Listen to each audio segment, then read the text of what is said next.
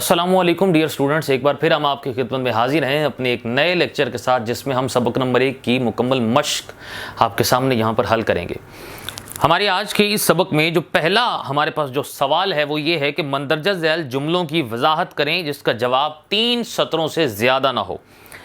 पहला हमारे पास सवाल यह है कि मजहबी हैसियत से इनको उम्र सानी का खिताब दिया गया। जवाब यह है कि हज़रत उमर बिन अब्दुल अजीज़ मज़हब की मुजस्सम तस्वीर थे और गैर मज़हब वालों के साथ इनका जो तर्ज़ अमल था वो इनकी शख्सी हालत नहीं बल्कि मज़हब इस्लाम का असली तर्ज़ अमल था। इस बिना पर उन्हें उम्र सानी का खिताब दिया गया।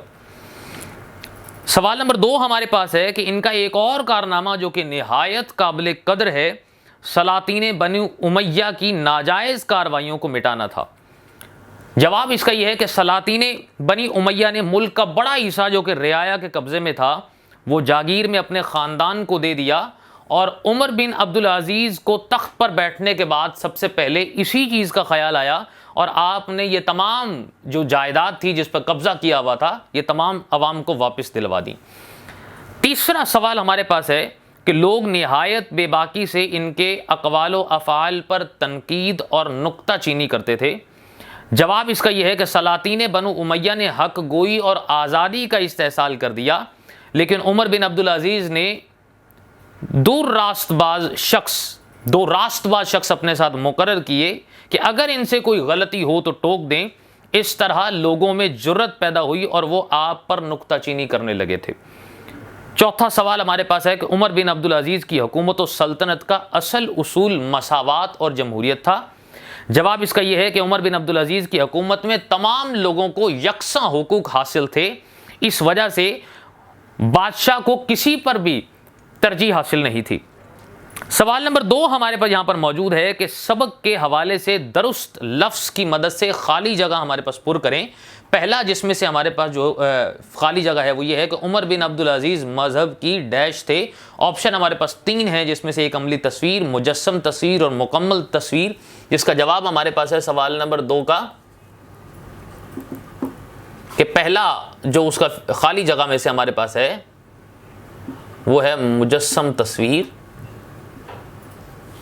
दूसरा हमारे पास जो खाली जगह है उसमें यह है कि उन्होंने निहायत डैश शख्स इस काम पर मुकर्रर किए। ऑप्शन हमारे पास है मुतदय्यन और रास्तबाज, दूसरा ऑप्शन है नेक और पारसा, तीसरा हमारे पास है पढ़े लिखे। सो पहला हमारे पास ऑप्शन इसका एग्जैक्ट आंसर है जो है मुतदय्यन और रास्तबाज।